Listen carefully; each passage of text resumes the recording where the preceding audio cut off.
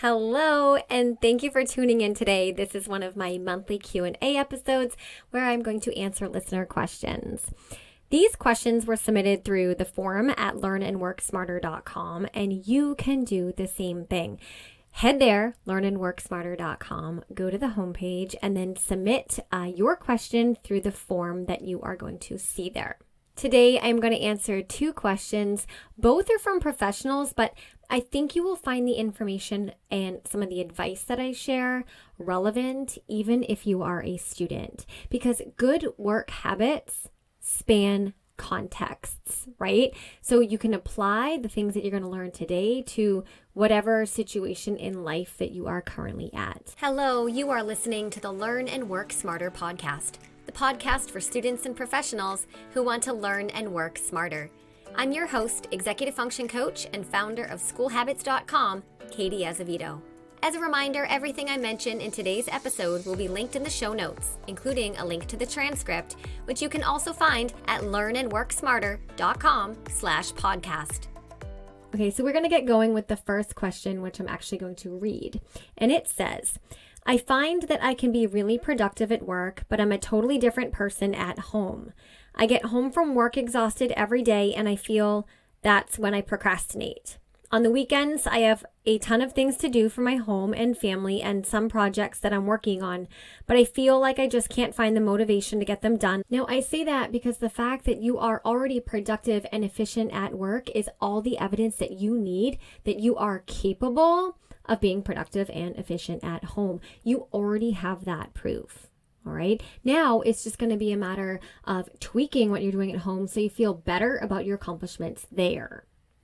Now, I also want to say that before we begin, I think it is important that we don't always hold ourselves to the same standard at home as we do at work. All right. It is okay to let our guard down and to slow down and to take a different pace at home as we do in our 9-to-5 job with someone looking over our shoulder. Sure, there's going to be busy seasons at home where maybe you're planning an event or it is a holiday or like me right now doing massive home construction. Okay. There's always going to be busy times, but even still, it doesn't have the same energy as a comparable project at work, because at home we can just be ourselves with the people we love. Okay, and that's not necessarily the same situation that we find ourselves in at work. Okay, so I'm just saying that disclaimer to say it's okay if we're not as productive in the same way at home as we are at work, because we cannot be on 24 hours a day. Okay, so with that said, I do have some advice. I have a few tips. Number one, I want you to get clear on what you actually want to accomplish at home, and then write this stuff down somewhere.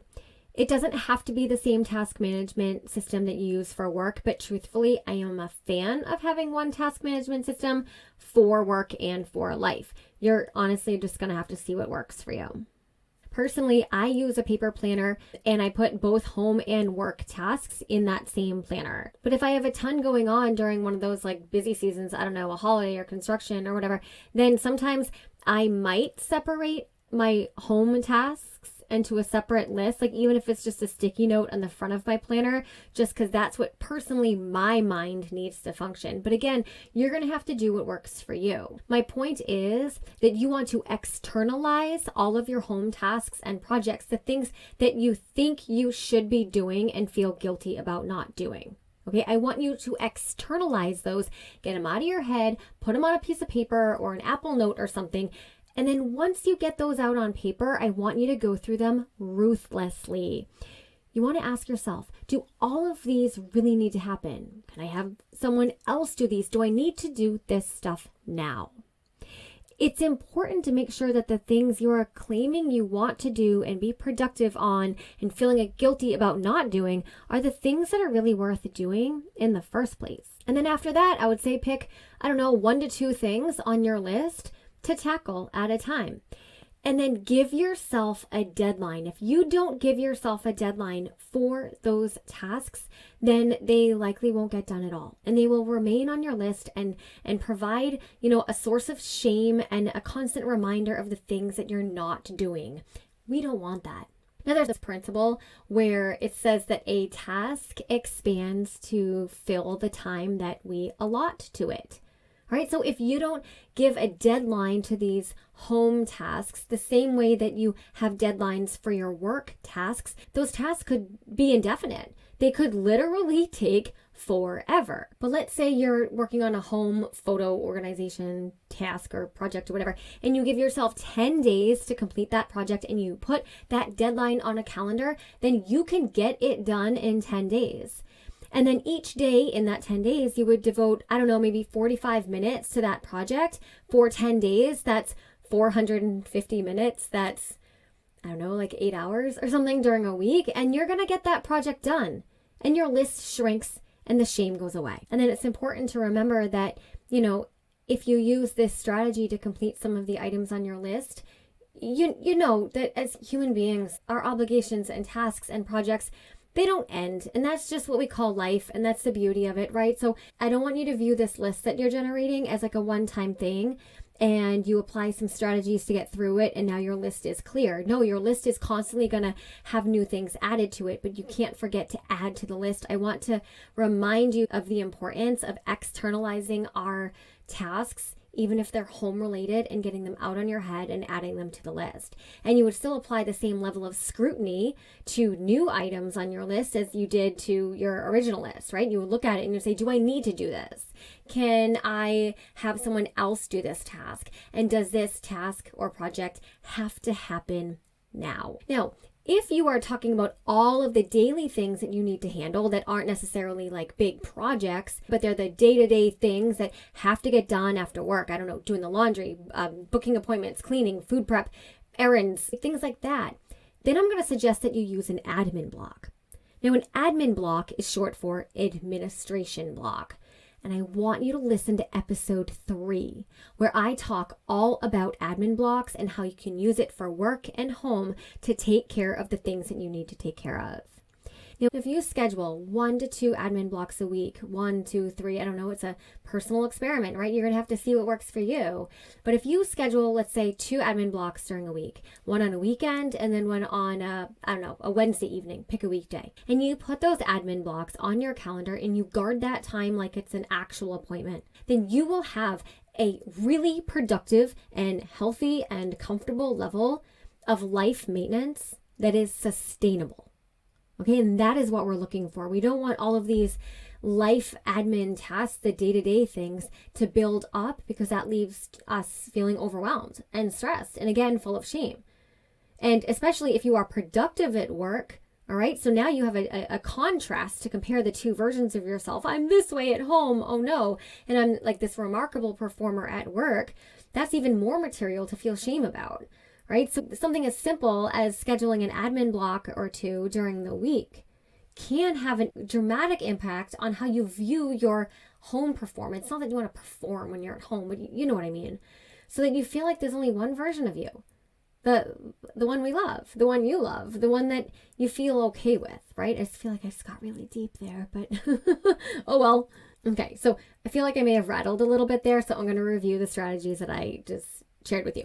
I suggest you look at what systems you are using for work that are working for you and see if you can replicate any of those at home. Task management systems, time management, things like that.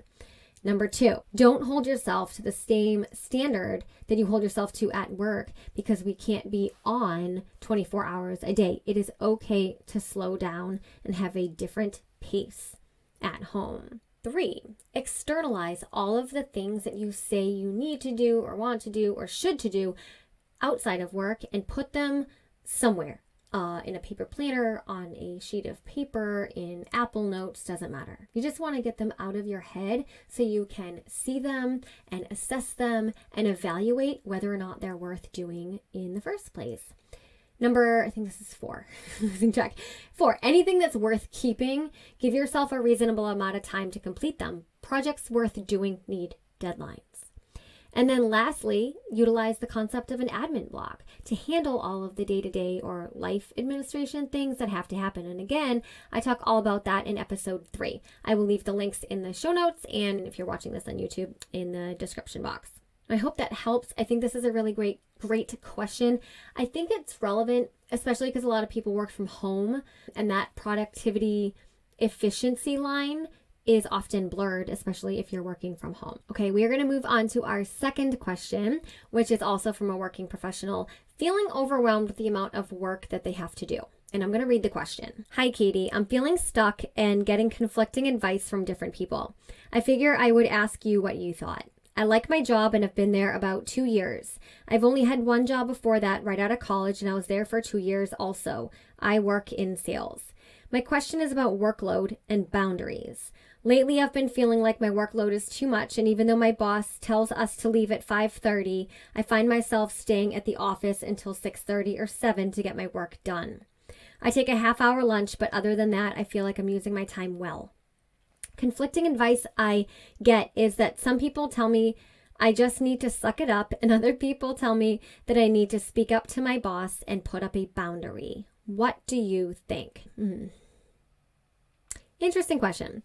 It sounds like you're working in an office and not at a home, which kind of changes the advice that I'm going to give you, because I feel like I would have a different approach if you were working from home. Okay. I know you said you're using your time wisely at the office, but what I'm going to suggest that you do is actually create some numbers and evidence around that. In other words, I want you to measure what you work on and when you work on it. So that means when you get to the office, I want you to keep like a simple record on a piece of paper or something from what you are doing from 9 to 5. If you spend an hour answering emails, then write that down and measure it. If you have a 45-minute meeting, measure that. Write it down. If you have an impromptu conversation with someone like in the hallway or something, measure that and write it down. Track everything until you leave the office at, I think you said 5:30. This is just 3 to 4 days. This isn't every single day. 3 to 4 days. It's an experiment. And after this amount of time, you should have something visible that tells you whether or not you are truly using your time well at the office. And this is information that you will either use yourself or use in a conversation with a manager. What do I mean by that? So it could be that by the end of this experiment, you realize that even though in your mind you thought you were working on, I don't know, let's say a project from 11 to 2, your daily work log reveals that 60% of that time was spent responding to emails that came in and replying to, interacting with people who just like popped into your office, okay? And this is really important information that you're going to need to restructure your days so that you are getting fewer interruptions. Just so you know, by interruptions, I mean like other people and phone calls and emails and things, so like external, or something internal like that urge to keep checking your email, okay? Now, if this experiment really does reveal that you really do have enough time in the day, but it just seems, I don't know, to go out the window, then you're going to need to change something. Because if you don't change something, then you're going to remain in the same situation with the same frustrations. All right, so what can you change? First, I want you to make sure that the things you're working on are truly the things that you should be working on. Because sometimes we fill our days with busy work that make us feel productive, but in reality, it's not something that actually moves the needle on the things that we actually want to achieve. So are you doing any of this? Okay, now the way to figure that out is to look at the main things that you should be working on, your actual job description, and schedule time in your day to take action on those projects. Now you could use something like time blocking. Now, time blocking is kind of like the opposite of the activity that I've had you suggested you try, which is like, go about your day and just write down what you're doing and when during specific times, right? Time blocking is when you dictate the terms. Okay, one is data collection. The first thing that I'm having you do to collect data on how are you actually spending your time, that's data collection. You're not changing the way that you go about your day. You're assessing and just observing and collecting data on it. Time blocking and was when you look at the hours that you have available in your day and you designate specific tasks to specific times. And for the most part, these things become non-negotiable. So you say, okay, I'm working on project A from 9 to 10:30, period. From 9 to 10:30, you are doing nothing but working on that project. You're not checking an email. If someone comes to your door, you say, hey, you know what? Can I get back to you in at 11 or what? I forget what time I just said, but can I get back to you in a bit? Right? You're not answering your phone unless it's an emergency. You're not doing all those other little things that impulsively creep up into our mind as suddenly urgent tasks that we need to handle. No, you wrote a time block plan for yourself that said, I'm working on this thing from here to here. And you are going to hold yourself accountable, and you are going to be dependable to yourself, and you're going to do that. Okay. And for the most part, that becomes non-negotiable. Now, another thing you could try is something like office hours. Now, if you're watching on YouTube, you can see that I'm, doing air quotes when I say office hours, but it's the idea that if someone reaches out to you for a meeting or a conversation or even a casual, hey, do you have time for a minute to chat or something? Your response could be something like, yes, I'm available between 2 and 4. Okay, so we try to answer in the affirmative, but with boundaries. And that is the same answer you tell everybody over and over and over again. And that means that every hour outside of 2 and 4, you spend working on what you need to do. You do your job, okay, between those non-office hours. And you protect that time. Now, another thing that you could try, it's just an idea, but you could also consider taking your lunch break at a different time than most people. So most people take their lunch between at noon, right? Maybe you postpone your lunch break until 1:30, and then that's when you get your work done. So you could apply a little strategy there. It's just an idea. Now, what could also come out of this experiment is that you realize that your time assessment that you did is totally accurate from the beginning. And your initial assessment when you wrote to me, I'm using my time well. Maybe you really, really are. I just need you to collect data to confirm that, because we are terrible misjudgers of our own time. But let's say you complete your experiment and you're like, yep, nope, that's what I thought. I am absolutely maximizing my time. Well, then that means that this experience has generated information that you will use to have a constructive conversation with your manager. It could be true that your manager might not know exactly what you have on your plate. They might not fully understand the scope of all of the projects you're working on. Okay, and then it would be on you to bring that up and to work together to make an adjustment to your schedule. Now, if this is an approach that you're going to take, then you're going to want to be careful not to present your case to your boss from a place of, I have too much work to do and this isn't fair. That doesn't work and no one wants that. Instead, I suggest you come up with a few ideas and solutions on your own before you even speak to your boss. That way, you can present both the problem and the solution or couple solutions at the same time. That approach usually yields a better outcome because managers want solutions, they don't want problems. So practically, you could set up a meeting with your boss. Okay, if it's possible, do it in person. And it could be something like, starting off with, hey, I am working on project A, B, C, D. Okay, now remember, this doesn't come from a place of complaint and poor me. It comes from a place of just neutrality. It comes from a place of, this is what I'm doing. Remove the emotion from it. Maybe they didn't know that you were involved in all of those projects. And then you could say, I am in meetings 4 hours a week, and I was thinking that perhaps we can move the deadline on project B so that I can focus on A, C, and what are my letters? and D for now. How does that sound? Or something like that, okay? Or maybe you have, it'd be best if you have 2 solutions kind of in the back of your mind. So if the boss is like, well, that doesn't work, then you say, okay, how about this? Because in most cases, when you make a solid case, complete with the evidence that you collected from your work log, your manager is going to want to work with you. I might add real quick here that you might end up using both strategies that I shared, adjusting your own personal work systems and removing something from your plate with the help of your boss if necessary. That might actually be the best approach. Okay, so I hope these answers were helpful, and I want to remind you that you can submit your own questions to be answered on a future Q&A by going to learnandworksmarter.com. That is the website for this podcast. And on the homepage, if you scroll down just a little bit, there is a form that you can fill out with your question, and you can probably tell from this episode, everything is anonymous. All questions are confidential, and I leave out any information like your name or your company. Even if you do provide that in the forum, I'm not going to share any of that here. So please ask away and feel confident that you are protected. Thank you for listening. Please consider leaving a review and a rating. Please, please. That's so helpful. That really does make a world of difference. And remember, never stop learning.